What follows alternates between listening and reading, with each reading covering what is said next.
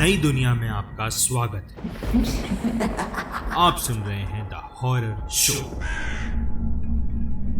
पिछले एपिसोड में आपने सुना फिरोज को मुंबई में एक नौकरी मिल गई थी और वो वहां खुश भी था, लेकिन वो हादसों या फिरोज की माने तो उन प्रैंक से वो थोड़ा डिस्टर्ब था। एक दिन रात में सिगरेट पीते टाइम उसके कलीग ने उसे सामने वाली बिल्डिंग में हुए हादसे के बारे में बताया और फिरोज ने मन बना लिया था उस बिल्डिंग में जाने का। बिल्डिंग में जाने के बाद उसने वहां कुछ खौफनाक हादसों का सामना किया, जिसकी वजह से वो डरकर बिल्डिंग से भागते हुए बाहर आया और रोड क्रॉस करते टाइम तेज स्पीड से ट्रक उसके सामने से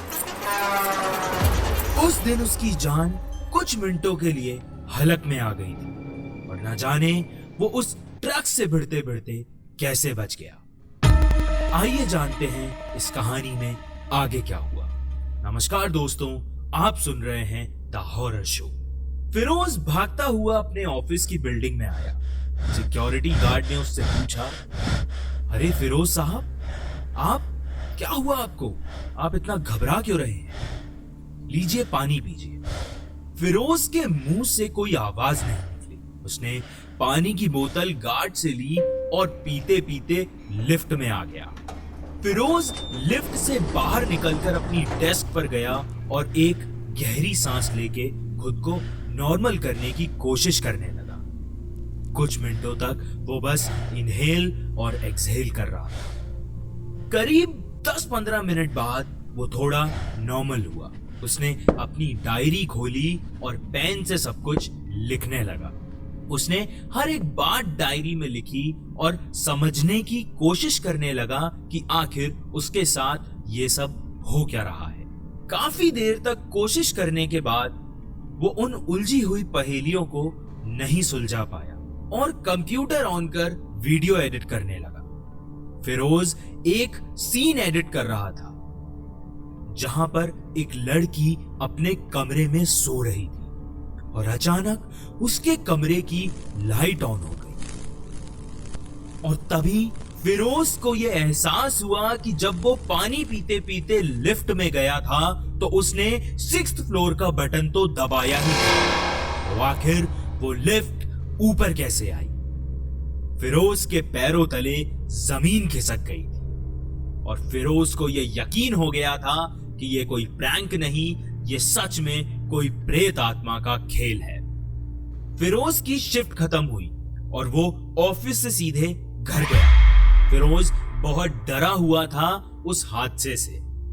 उसने ऑफिस से 3 दिन की छुट्टी ली और सोचा कि 3 दिन घर पे आराम करूंगा और उसके साथ जो हादसे हो रहे थे उनको समझने की, सुलझाने की कोशिश करेगा।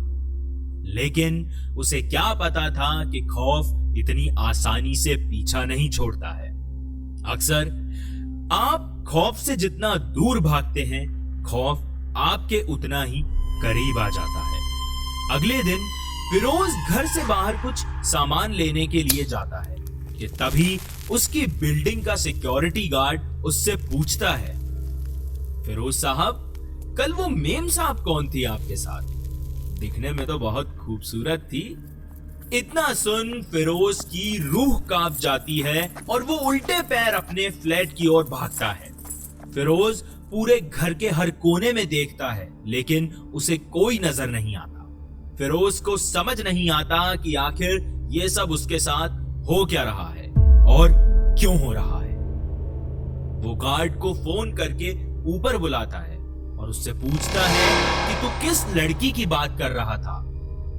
मैं कल अकेला आया था, मेरे साथ कोई नहीं था। सिक्योरिटी गार्ड फिरोज को बड़ी अजीब सी नजरों से देखता है, लेकिन कुछ नहीं बोलता। वो सिर्फ उससे एक गिलास पानी मांगता है। फिरोज पानी लेने के लिए जैसे ही अपना फ्रिज खोलता है, उसकी चीख पूरी बिल्डिंग को हिला के रख देती है। वो देखता है फ्रिज में वही लड़की बैठी हुई है जो उसे ऑफिस के सामने वाली बिल्डिंग में दिखी थी। उसकी चीख सुन गार्ड अंदर जाता है और पूछता है कि साहब क्या हुआ, आप चिल्ला क्यों रहे हो?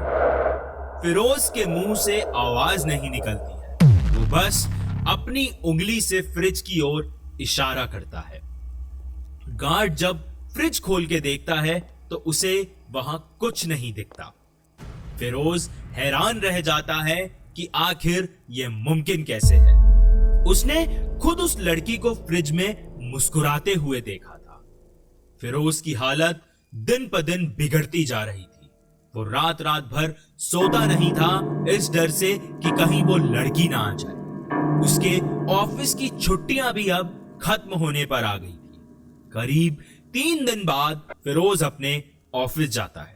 फिरोज अपने उसी प्रोजेक्ट का फाइनल सीन एडिट कर रहा था कि तभी जो लड़की उसे स्क्रीन पर नजर आती है वो वही लड़की होती है जो उसे बिल्डिंग और फ्रिज में दिखाई दी।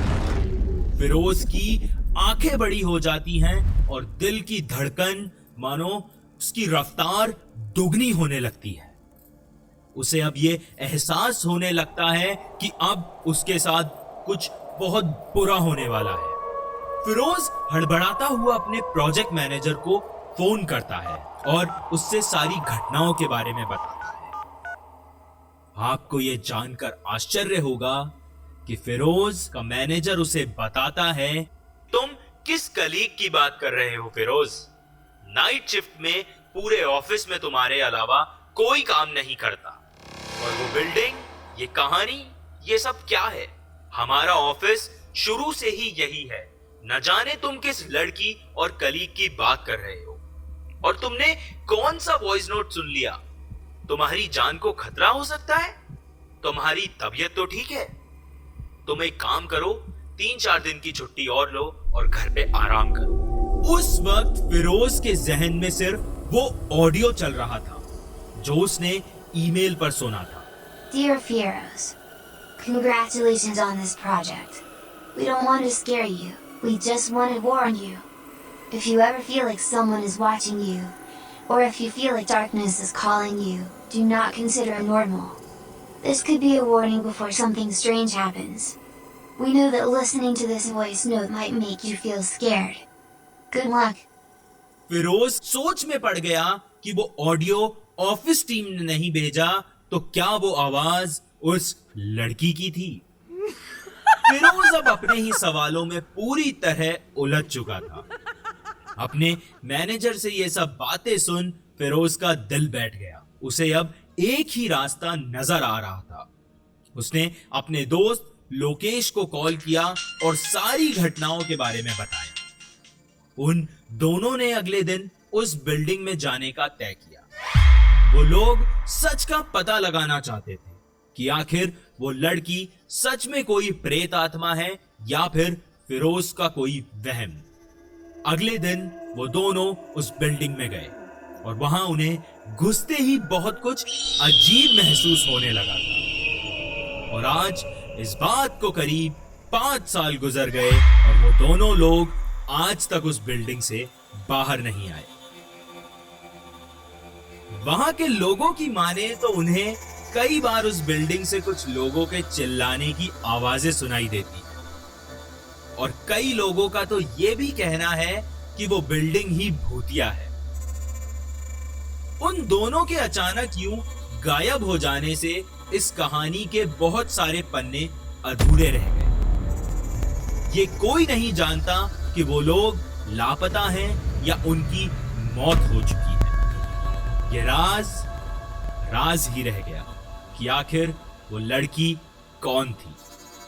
वो कलीग, क्या उसका उस लड़की से कोई रिश्ता था या फिर उस हॉरर प्रोजेक्ट ने इन आत्माओं को अपनी ओर आकर्षित किया जिसका हर्जाना फिरोज और उसके दोस्त लोकेश को भरना पड़ा। अक्सर ऐसी कहानियों पर, ऐसे किस्सों पर यकीन करना बहुत मुश्किल होता है। आज भी इस दुनिया में कई लोग प्रेत आत्माओं पर यकीन करते हैं और बहुत से ऐसे भी लोग हैं जिनके साथ ऐसे हादसे हुए हैं। क्या आपको भी किसी प्रेत आत्मा का एहसास हुआ है? क्या आपके पास भी कोई कहानी है? अगर है तो आप अपनी कहानी मुझे इंस्टाग्राम पर डीएम कर सकते हैं या फिर मुझे ईमेल भी कर सकते हैं। आज की कहानी आपको कैसी लगी कमेंट करके जरूर बताएं। अगर आप ये कहानी स्पॉटिफाई, गाना या यूट्यूब पर सुन रहे हैं तो मेरे चैनल को सब्सक्राइब जरूर करें और बेल आइकन दबाना ना भूलें। आज की कहानी में बस इतना ही। धन्यवाद। आप सुन रहे थे हॉरर शो।